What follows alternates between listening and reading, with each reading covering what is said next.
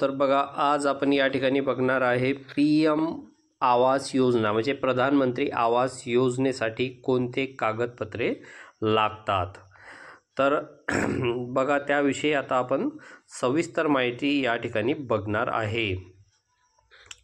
तर पीएम आवास योजनेद्वारे सरकारकडून तुम्हाला घर बांधण्यासाठी आर्थिक मदत मिळू शकते। पंतप्रधान आवास योजनेचा लाभ घेण्यासाठी कोणकोणत्या कागदपत्रांची आवश्यकता असते ते जाणून घेऊया।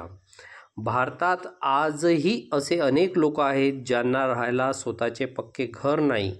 ग्रामीण व शहरी भागातही तीच परिस्थिती आहे आणि आर्थिक अडचणीमुळे अनेक लोकांना स्वतःचे पक्के घर बांधणे शक्य होत नाही।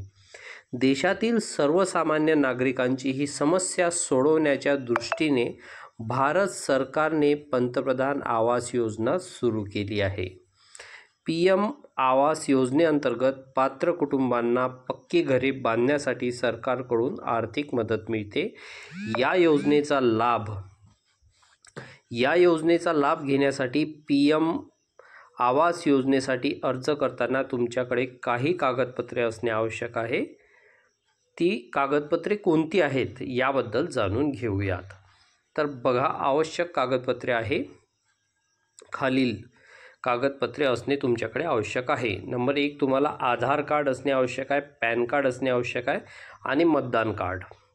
त्यानंतर पासपोर्ट साईज फोटो असणे आवश्यक आहे। तर हे डॉक्युमेंट्स सर्वांकडे असतात, परंतु अधिवास प्रमाणपत्र म्हणजे महाराष्ट्राचा रहिवासी ज्याला आपण म्हणतो डोमेसियल हे लोकांकडे राहत नाही, त्यामुळे ते आधीच आपण काढून घ्यायचे। त्यानंतर वयाचे प्रमाणपत्रामध्ये तुम्ही TC सुद्धा जोडू शकता किंवा जन्माचा दाखला जोडू शकता।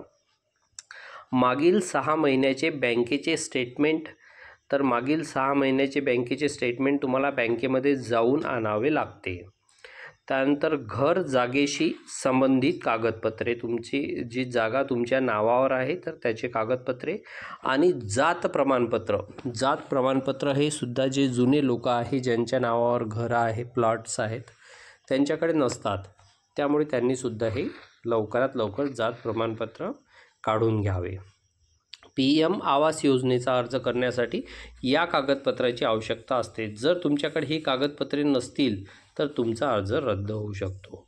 तर तुम्हाला अर्ज कसा करावा आणि कोणत्या वेबसाईटवर करावा हीची माहितीसुद्धा इथे दिलेली आहे। बघा, पीएम आवास योजनेचा अर्ज करण्यासाठी तुम्हाला PMAYMIS.government.in या वेबसाईटवर जायचं आहे। त्यामध्ये सिटीजन असेसमेंट या पर्यायावर क्लिक करायचं आहे। तुमची कॅटेगरी निवडायची आहे। तुमचा आधार कार्डवरील सर्व माहिती व्यवस्थित भरायची आहे आणि दिलेल्या सूचनांचे पालन करून हा संपूर्ण अर्ज तुम्हाला भरून सबमिट करायचा आहे।